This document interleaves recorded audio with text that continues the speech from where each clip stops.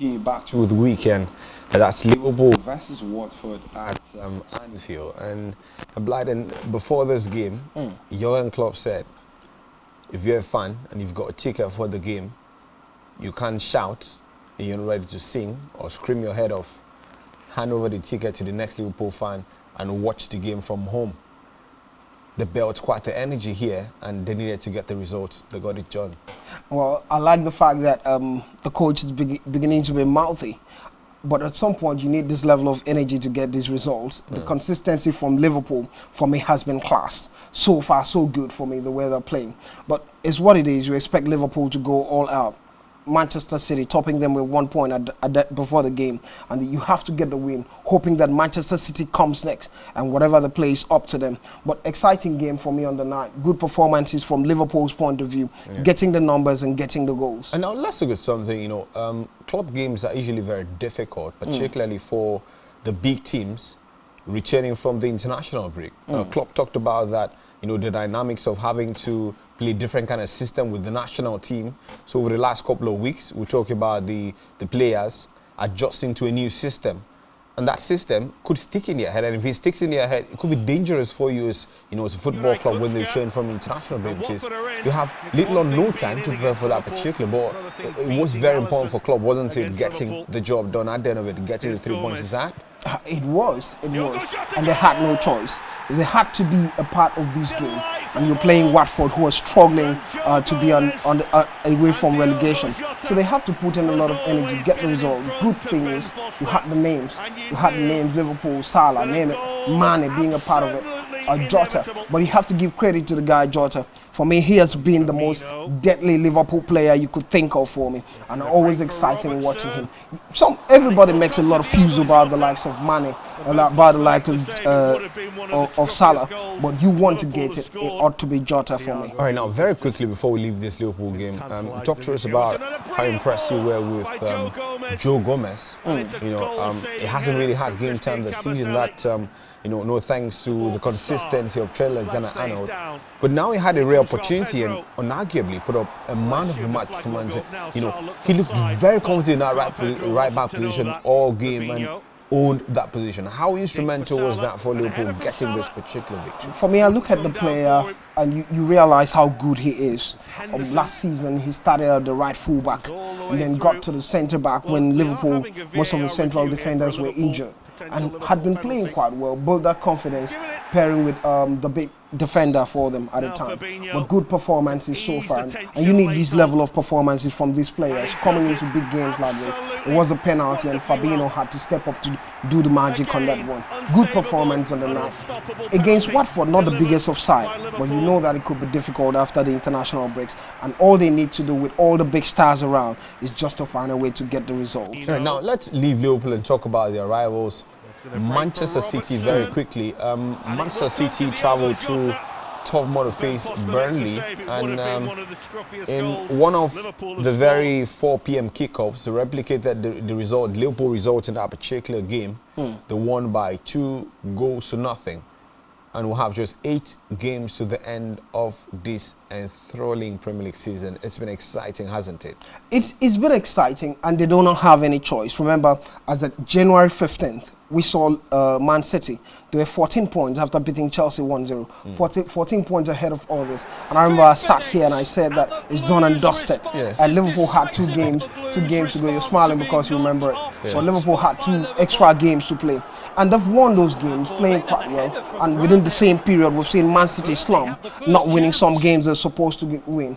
And I think teams are beginning to get to that point of realizing that they can beat Manchester City. Because sometimes it's not just about the football you play on the pitch, it's about the mentality, how you face these teams and look at these teams. And I'm seeing a lot of teams step up. But against Burnley, City knew that they had to do it against Burnley. Liverpool had already won and they're topping the table for a moment. Barely, it wasn't up to 2 hours. And City know that if they don't get the win, it's going to be difficult, considering the fact that Liverpool and Manchester City will have to face each other next. And now, Ike Gundogan got the second for Manchester City. Kevin De Bruyne got the first for them. Now, let's leave 12 more and talk about the surprise of the weekend. Usually, when you see Chelsea versus Brentford on on your TV, you'd expect under Thomas Tuchel, Chelsea to get something of the game. 3 points expected, push comes to shove, then we should be talking about a share of the spoils at least a point. But it didn't happen that way at Stamford Bridge this time. We saw Brentford walked into Stamford Bridge, had the guts, had the effrontery, had the temerity to beat Chelsea. Really silly. Did them dirty in there. 1 goal to 4. For a while, Stamford Bridge has not been that fortress any longer. In recent times, we've seen some teams. Imagine after the screamer from Rudiger. What's Rudiger doing there? And it had to come from Rudiger. That has got to be one of the weirdest celebrations I've seen. and that sort of celebration ought to be from Rudiger. Yeah. I'm telling you, but you have to give big credit to Brentford side. But a lot of Chelsea fans will tell you, when Loftus-Cheek is in the middle of the park, you sure know that you have a weak middle. Loftus-Cheek played with a Frenchman, N'Golo Kante, whom you expect to cover spaces and play quite well. But it didn't take place the way we anticipated. But sadly, for Chelsea fans and most Chelsea followers, it had to end this way. But give great credit to Brentford. For me personally, I've been seeing it coming. Chelsea had not been playing very, very well in recent times. Maybe they're getting the result, but when you look at the collective performances, you realize that there seems to be a gap in the Chelsea side.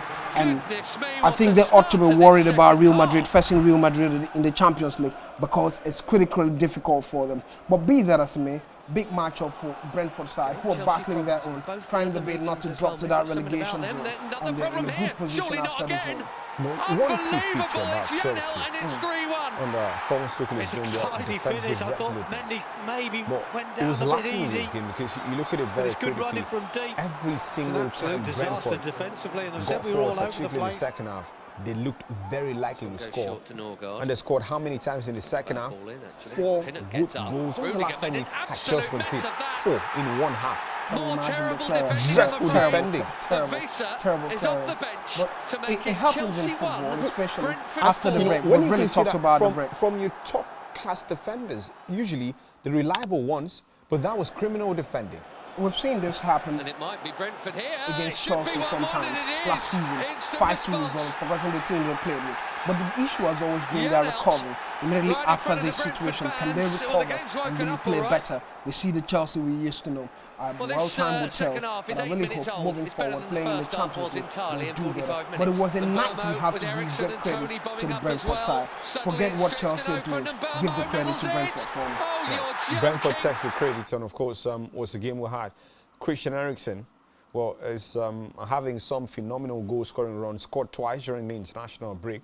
And of course, we had him over the weekend returning, scoring his first Brentford goal right there. What a moment having. Thomas Frank must now be delighted, excited, and of course, very proud of the kind of performances boys put up at that particular facility we're talking about, Stamford Bridge. Now, let's leave the Premier League and go now to La Liga, where Barca yesterday took in Sevilla at the Estadio Camp Nou, and the result is now what we're getting used to as a familia, particularly under Xavi Hernandez. A 1-0 win for them. Pedri got the goal in the 72nd minute to turn out to be the winner, which is now catapulted Barca to second in the Primera División La Liga standings. 57.7 points is third place at Atletico Madrid, and of course now fourth place Sevilla. And now it's we've talked about it all season, and now since he was appointed, and some people would think, well, why are you hyping this Xavi? But the results are beginning to come clearly, particularly before the international break, that thrashing Real Madrid at the Santiago Bernabéu. And now after the international break, segunda plaza de la Liga se enfrentaban el Barça y el Sevilla. Rakitic, que volvía al estadio del Camp Nou y estuvo a punto de cantar gol con esta acción de Ferran. Su tiro acaba en rosca, pero desviado a la izquierda de Bono, el mejor del Sevilla. Penalti que reclamaba Anthony Martial de Araujo. No lo veo de esa manera Sánchez Martínez. Aquí Aubameyang y la gran intervención de Bono, la primera de todas las que iba a realizar el portero del Sevilla. Dembélé desde la apritud por el lado derecho, acaba centrando para Ferran, otra parada para enviar el balón a saque de esquina de Bono. Remember, barely a week ago, scored a fantastic goal. I watched this game, it was very difficult. such a game, we were wondering if it would end as a drop draw.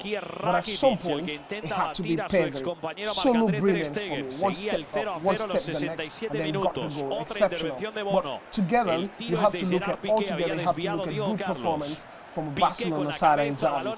I think the new players who came in has sort of brought some energy to the side, and so far they're racking up the result. Now, this would leave many Barca fans wondering what the season would have been like for them if Xavi had come in earlier. Well, I think the big credit would be about the money they were able to get from the La Liga collection at the time, because the first problem for Barcelona had been the fact that there was no money. They were looking for money. But come on, give credit to the players who look at this goal for a moment. Left two Sevilla defenders for dead before striking the ball exquisitely for that particular goal. When you look back, you know, he's only 19. Little wonder he won the Golden Boy award.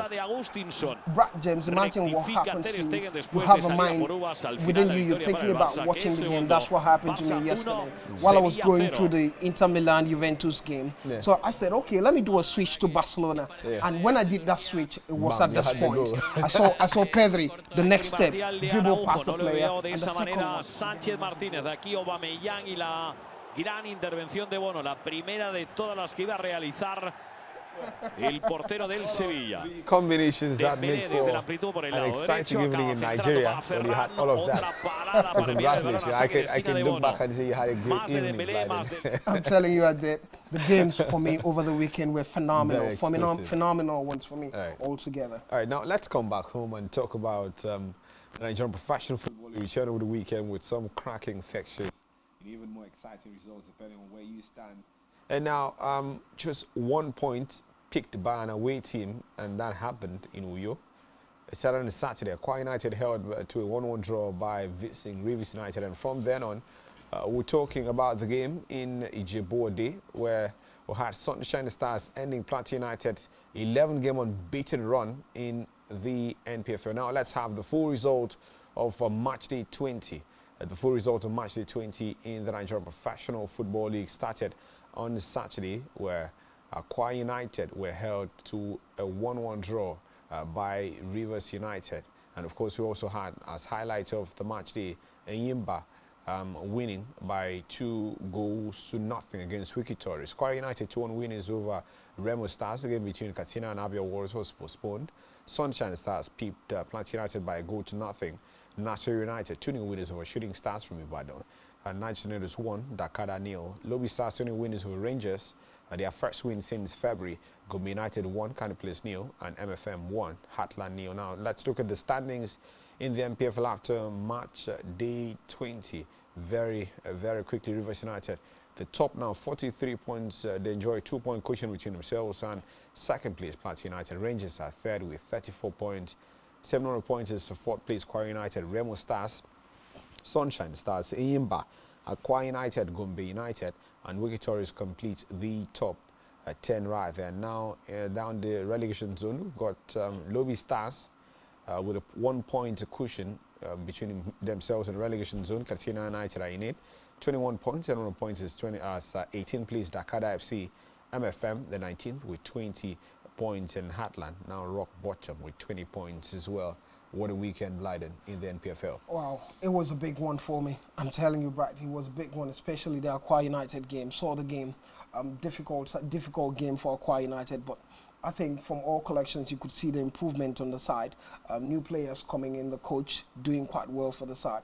They were down first half, second half, early into the second half. They got that equalizer against Rivers United. But you have to give big credit to Rivers United. This seemed like, and watching them, you realize why they're on top of the log forming. Exceptional side, quality midfielders, throwing in the passes every angle. It was such a difficult game for Akwa United, but they had a good result on the evening. Now, a great start for Coach DJ Ayeni, his first game for the Promise Keepers. Yeah, listening to him in the post-match interview, he said, well, you see difficulties, difficult game. Remember before this game, at the first half of the season, the last game, Aqua United went to Port Harcourt, and it was such a difficult game. They beat Aqua United, I think 4-1 thereabout. Yeah, 4-1 thereabout. It was such a difficult game for them. But on the evening, it was a better performance, better collective performance, and the good result. It's a way to build up play, a way to start as a coach against the league leaders, a game between the league leaders and the champions, and you came from behind and get that draw. Exceptional game for me.